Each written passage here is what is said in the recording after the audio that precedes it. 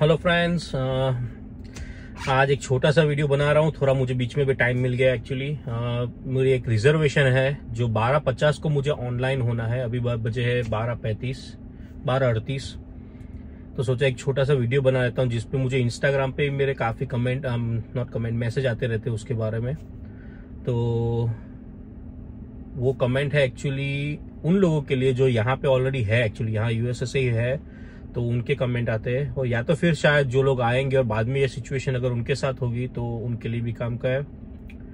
तो मोस्टली जो कमेंट आता है वो एक ये है कि पासपोर्ट के बारे में, मतलब जो आप जो भी कंट्री से आते हो, इंडिया हो गया, पाकिस्तान हो गया, बांग्लादेश, मतलब कहीं से भी जहां से आप आ रहे हो, तो आपका जो पासपोर्ट होता है आपकी कंट्री का, तो यूएसए में आने के बाद जब वो एक्सपायर हो जाता है तो काफी लोग का वही एक क्वेश्चन है कि उसे रिन्यू करवाए या ना करवाए। तो उसका बेसिकली देखो, मेरी वाइफ का भी एक्सपायर हो गया पासपोर्ट, मेरा ऑलमोस्ट होने वाला है। तो आप ऐसा नहीं, आप नहीं करवा सकते हो। वो ऑब्वियसली अपने वहां पे भी पूछेंगे आपको, क्योंकि वहां पे भी एम्बेसी में जाओगे तो आपने तो एक तो असाइलम डाला हुआ है, तो वो भी पूछेंगे क्यों भाई, क्या खतरा है और आपको वापस रिन्यू को क्यों करवाना है, कि हमारे वाले पूछ ही लेते शायद।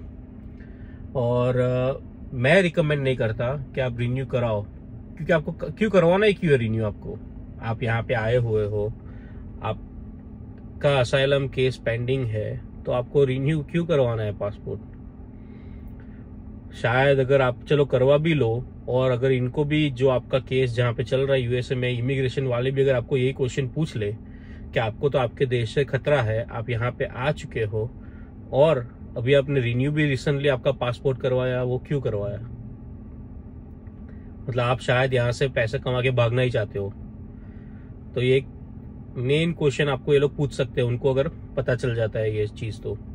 और आप ऐसा आंसर नहीं दे सकते कि मेरे पास कोई आईडी नहीं है, बाद में मेरा पासपोर्ट एक्सपायर हो गया, किसी ने मांगा तो मैं क्या करूंगा। ये जवाब आप नहीं दे सकते, क्योंकि आप जैसे असाइलम अप्लाई करते हो तो आपको एक यहाँ पे ईएडी कार्ड, वो आपका आईडी हो जाता है, यहाँ का स्टेट आईडी आपको मिल ही जाता है वो कंट्री का, तो वो आपका यहाँ पे पहचान पत्र हो गया। शायद आप बोलोगे आपको चलो बाहर जाना है कहीं और, तो असाइलम में एक्चुअली तो कोई रिकमेंड नहीं करता है। आपके लॉयर शायद बोलेंगे आप जा सकते हो।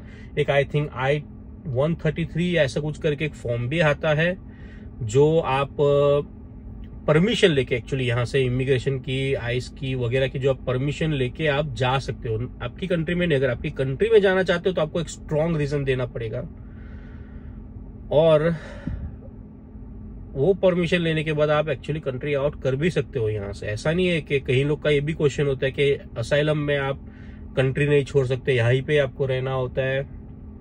तो ऐसा नहीं भी है, जा सकते हो, लेकिन मैं रिकमेंड नहीं करता हूँ, क्योंकि शायद कोई प्रॉब्लम हो गया आने के वक्त, एयरपोर्ट पे आपको और कुछ क्वेश्चन किए, वापस आपका इमिग्रेशन जैसा कुछ हो गया, कुछ भी हो गया और एंट्री ना मिली, रूल्स चेंज हो गया, आप गए उतनी देर में, कुछ भी हो सकता है मतलब। तो मैं तो रिकमेंड नहीं करता हूँ, बट लॉ है, आप जा सकते हो। इसलिए आपको ये ईएडी कार्ड चाहिए होता है, क्योंकि जब आप वापस आओगे तो आपका पासपोर्ट आपके काम नहीं आने वाला है। आपका यही पूछेंगे आपके पास क्या है, आपका यहाँ पे स्टेटस। और यहाँ पे अगर आप होगे, पासपोर्ट एक्सपायर हो गया, तो आपके पासपोर्ट का यहाँ पे कुछ भी काम नहीं है। आपको लाइसेंस वगैरह जो भी अप्लाई करना होगा, आप पासपोर्ट दिखा के लेके जा सकते हो। उसको पड़ी नहीं है कि आपका पासपोर्ट कितना लंबा है, एक्सपायर हो गया, वो नहीं देखना है उसको। मेन आपका यहाँ का आईडी है।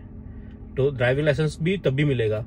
और एक वीडियो में बनाऊंगा ड्राइविंग लाइसेंस पे, शायद कोई एक स्टेट है यूएसए में जिसने अभी ड्राइविंग लाइसेंस सबके लिए अलाउ कर दिया है। मैं थोड़ा देख के बताऊंगा कौन सा है वो।